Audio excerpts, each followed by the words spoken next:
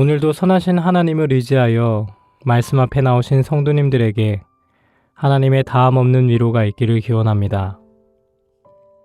이제 하나님의 임재와 도우심을 구하는 기도를 드리겠습니다.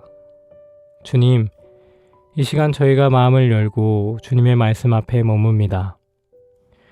우리 안에 계시는 성령님, 생각을 맑게 하시고 어지러운 마음을 평안으로 채워주옵소서. 말씀을 들을 때 주님의 사랑과 위로가 깊이 스며들게 하시고 지친 영혼에 믿음과 소망이 다시 살아나게 하옵소서. 무엇보다 억지로 이해하기보다 주님을 신뢰하며 순전한 마음으로 나아가게 하시고 말씀을 통해 주님의 뜻을 조금씩 알아가게 하옵소서. 이 시간 주님의 숨결 안에서 말씀이 생명처럼 우리의 삶에 심기게 하옵소서. 예수 그리스도의 이름으로 기도드립니다. 아멘. 이제 하나님께서 오늘 우리에게 주시는 말씀을 읽겠습니다. 먼저 구약성경 하박국 2장 6절입니다. 남의 것을 긁어 모아 내 것을 삼은 자야, 너는 망한다.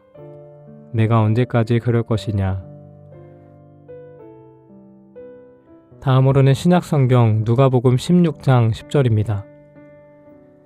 지극히 작은 일에 신실한 사람은 큰 일에도 신실하고 지극히 작은 일에 불의한 사람은 큰 일에도 불의하다.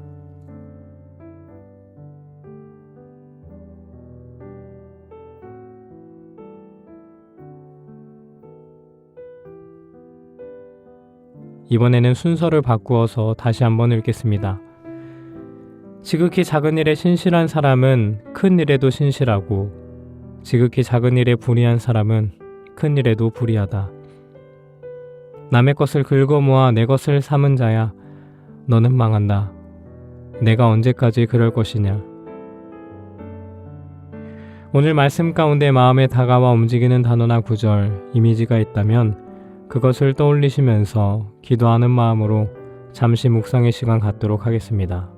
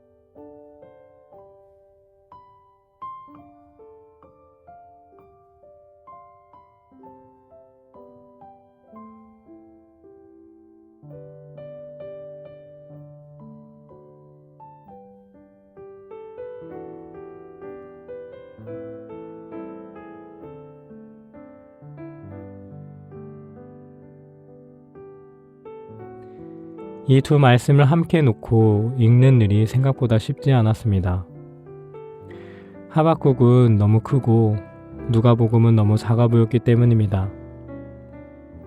하박국은 제국을 향해 외칩니다. 폭력과 착취로 쌓아올린 번영을 정면으로 고발합니다. 반면에 누가복음은 개인의 태도, 아주 사소해 보이는 선택을 이야기합니다. 처음에는 서로 다른 이야기를 하는 것처럼 느껴졌습니다.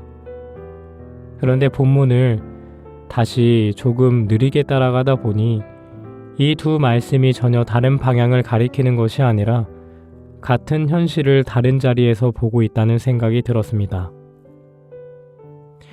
하박국 2장 6절은 화 있을 진저라는 말로 시작되는 5번의 고발 중 첫 번째입니다.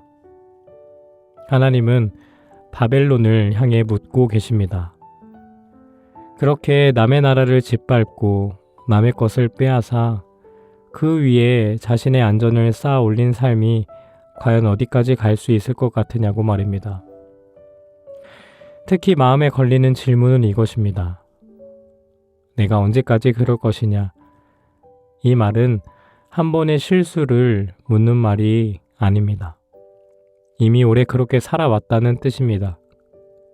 반복된 선택, 습관처럼 굳어진 탐욕, 그 누적된 삶의 방향을 하나님은 문제 삼고 계십니다. 누가복음 16장 10절은 이 질문을 훨씬 가까운 자리로 가져옵니다. 지극히 작은 일, 이 말은 사소한 죄를 말하는 그런 표현이 아닙니다. 그것은 아무도 주목하지 않는 자리, 이 정도쯤은 괜찮다고 스스로 넘기기 쉬운 선택, 바로 그런 영역을 가리킵니다. 예수님은 말씀하십니다. 그 작은 자리에서의 모습이 결국 큰 자리에서도 그대로 드러난다고. 삶은 어느 날 갑자기 무너지지 않습니다. 늘 하던 방식대로 살다가 어느 순간 그 방향이 분명해질 뿐입니다. 이렇게 보니 하박국의 말씀과 누가복음의 말씀이 서로를 설명해 주고 있다는 생각이 듭니다. 제국의 탐욕도 어느 날 갑자기 생겨난 것이 아니라 작은 불의들이 계속 눈 감아지고 그냥 넘어간 끝에 굳어진 결과일 것입니다. 불의한 청지기의 비유도 이 흐름 안에서 다시 보입니다. 청지기의 행동은 분명 옳지 않았습니다. 예수님도 그것을 옳다고 말씀하지 않으십니다. 다만 주님은 한 가지를 짚으십니다. 그가 자기 상황을 정확히 보았다는 것, 그리고 미루지 않았다는 점입니다. 모든 것을 잃게 될 현실 앞에서 눈을 돌리지 않고 현실을 직시하고 바로 움직였다는 사실 말입니다. 하박국이 말한 멸망은 대개 너무 늦었을 때 찾아옵니다. 이미 돌아서기 어려운 지점까지 와버린 다음입니다. 그래서 예수님은 더 이른 자리에서 말씀하시는 것처럼 들립니다. 아직 선택할 수 있을 때, 아직 작은 일일 때 삶의 주인을 분명히 하라고 말입니다. 불의한 재물로 친구를 사기라는 말씀도 같은 흐름으로 읽힙니다. 돈 자체가 악하다는 말은 아닙니다. 다만 돈은 언제든 주인의 자리를 차지하려 듭니다. 그래서 예수님은 일부러 거친 표현을 쓰신 것 같습니다. 그 재물의 힘을 가볍게 보지 말라는 뜻으로 말입니다. 쌓아두기만 하면 우리는 하박국이 고발한 길로 흘러가게 됩니다. 그러나 그것을 흘려보내 사람을 살리는 데 쓰기 시작하면 돈의 힘은 약해지고 하나님이 다시 중심에 서게 됩니다. 김도호 목사님은 복음을 위한다면 지갑을 찢어라 에서 이렇게 말합니다. 사회적 구조악에 분노하는 사람들조차 기득권과 싸우기 전에 먼저 자기 주머니와 싸운다면 우리가 바라는 변화는 생각보다 가까이 올 수 있을 것이라고 말입니다. 자기 주머니와는 싸우지 않은 채 부자와 구조만 비난하는 태도는 어쩌면 책임을 피하는 일일 수도 있다고 덧붙입니다. 이 말은 오늘 하박국의 질문과 멀리 있지 않습니다. 내가 언제까지 그럴 것이냐 라는 물음은 결국 제국만을 향한 질문이 아니라 우리 각자의 소원안을 향한 질문이기 때문입니다. 그리고 누가복음의 말씀은 그 질문을 아주 낮은 자리에서 다시 들려줍니다. 지극히 작은 선택에서, 아무도 보지 않는 반복에서 이미 우리의 주인은 드러나고 있다고 말입니다. 오늘 우리에게 주어진 질문은 그리 거창하지 않은지도 모르겠습니다. 세상을 단번에 바꾸라는 말이 아니라 오늘 내가 움켜쥐고 있는 이 작은 몫을 조금 내려놓을 수 있는지, 내 선택과 내 주머니 앞에서 하나님을 다시 주인으로 모실 수 있는지를 묻고 있을 뿐입니다. 그렇게 오늘의 작은 신실함이 내일의 삶을 지켜줄 수 있을지 말씀 앞에서 그 질문을 품고 하루를 살아보는 저와 씨앗의 모든 성도님들 되시기 바랍니다. 기도하겠습니다.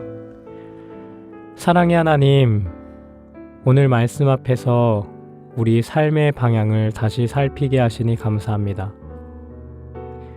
세상의 불의만을 말하기 전에 먼저 우리 손에 쥔 것을 돌아보게 하옵소서. 아무도 보지 않는 자리에서의 선택 속에 누가 우리의 주인인지 드러나게 하옵소서. 쌓아두는 데 익숙한 마음에서 벗어나 흘려보낼 줄 아는 삶으로 우리의 걸음을 이끌어 주옵소서. 지극히 작은 신실함이 오늘의 삶을 지켜주는 은혜가 되게 하옵소서. 예수 그리스도의 이름으로 기도드립니다. 아멘. 계속해서 말씀 가운데 잠잠히 머무르며 주님의 음성에 귀 기울이실 때 오늘 주님께서 주시는 말씀과 함께 아래의 묵상 질문을 통해 더욱 깊이 주님의 말씀에 집중해 보시기 바랍니다. 첫 번째 질문입니다. 지금 내가 아무렇지 않게 반복하고 있는 작은 선택들 가운데 하나님보다 더 의지하고 있는 것은 무엇인지 돌아볼 수 있을까요?